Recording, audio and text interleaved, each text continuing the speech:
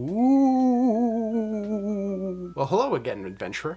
Welcome back to the Game On series, where we're taking on our second step into the Curse of Strahd campaign for your D&D enjoyment. My name is Tyson Fraley, and today we're going to cover more of the locations. We're going to be taking a bigger look at the entire region of Barovia, and to specific things that could encounter into your party, into your game, other parts that you don't necessarily need to include if they don't happen to travel there. First place you'll want to know, the village of Barovia.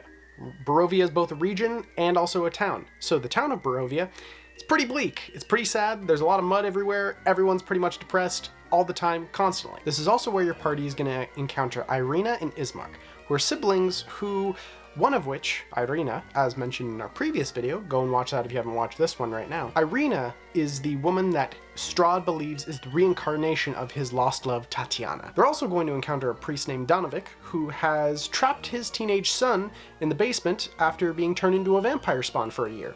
So, you know, no trauma there. This is also when your party's going to encounter a woman named Mary. She's ultimately lost her mind inside her own home after losing her daughter. Plot twist, Gertruda is actually just in Castle Ravenloft, having been pulled in by Strahd with his wily and romantic gestures. Speaking of Castle Ravenloft, there's a whole lot of locations. You're gonna want to use a map for whenever you're doing your interactions, or just make up something entirely different, because it's a lot of places.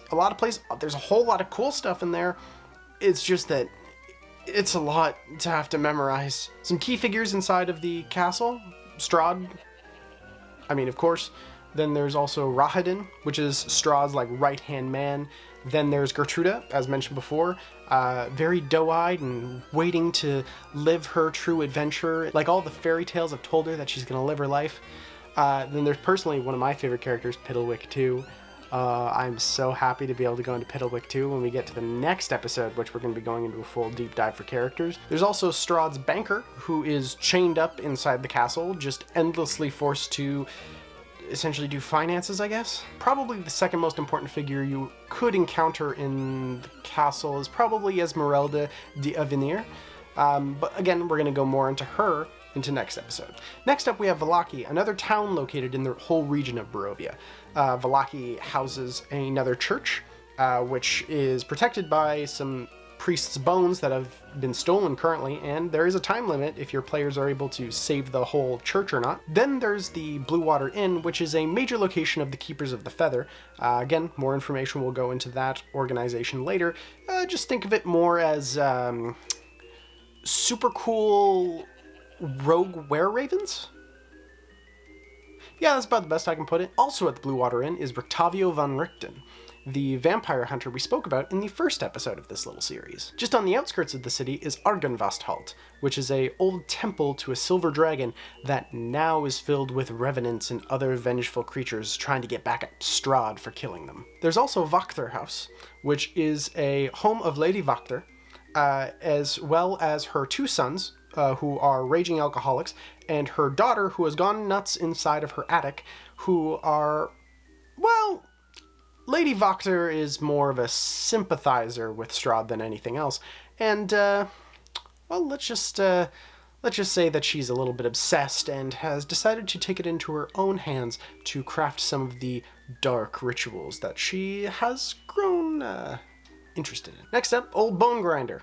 Big windmill, plot twist filled with hags, turning children into meat pies. Woo! Next up, Krzyk. A small town on the outskirts of Barovia, relatively untouched by Strahd's presence, however, still very sad, depressing, muddy, disheveled, you know, the usual. However, this is the location of the Abbey, which has the abbot living at the top of it. Let's just say I'm equally as happy about going into the Abbot as I am with Piddlewick 2, though for two very different reasons. Aside from the Abbey, there's not a whole lot that Krzyk has to offer.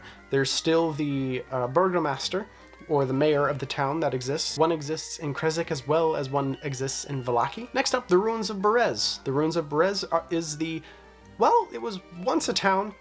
Now it's the home of a woman known as Baba Lysaga, and her house with chicken legs. Because, if you can get a Baba Yaga in there, put a Baba Yaga in there. Next up, Von Richten's Tower. It's Von Richten's secret tower filled with booby traps. The Wizards of Wines is a winery located just outside of the Raven River Crossroads. Pardon me, I had to try to say that 3 times fast. This winery that has magical gems that allows the wine grapes to grow has been tampered with. The gems have been taken by a group of druids over on Yester Hill. This is another side adventure that the party could get involved with if they're interested in getting involved with the Keepers of the Feather. Speaking of which, Yester Hill, a big hill where a bunch of old druids that have gone nuts and have started partially worshipping Strahd because they think that it's an ancient tree. Yeah, they're just kind of there, and they stole the gems because they have nefarious plots. The Amber Temple is very interesting if you're able to get your party to head there, because this is where Strahd initially made his dark pact with the Voices of the Shadowfell, which also offers the party some very similar perks. Finally, the Werewolf Den. I mean, it's a den with werewolves. You can make friends with the werewolves if you really want to, or you can just not, and you can just kill them. But yeah, these are all of the kind of major touchstone areas that you could encounter with missions throughout the game. Depending on what you draw on the Taroka deck, there's different locations that might be of significance, that might have the magical items attributed to them. However, there's a lot of spots where there's just more like thematic things, spooky aspects, and then there's just some places that are literally just crossroads, and then they don't really matter at all. So I've decided to kind of just push those off to the side. You mostly just need to know these if you want to get your players involved in missions specifically to the world around you, and not specifically to the magical items themselves. Next week, we're going to be talking more about the actual characters that inhabit the world. Thank you very much for joining me, and as always, game on, my friends.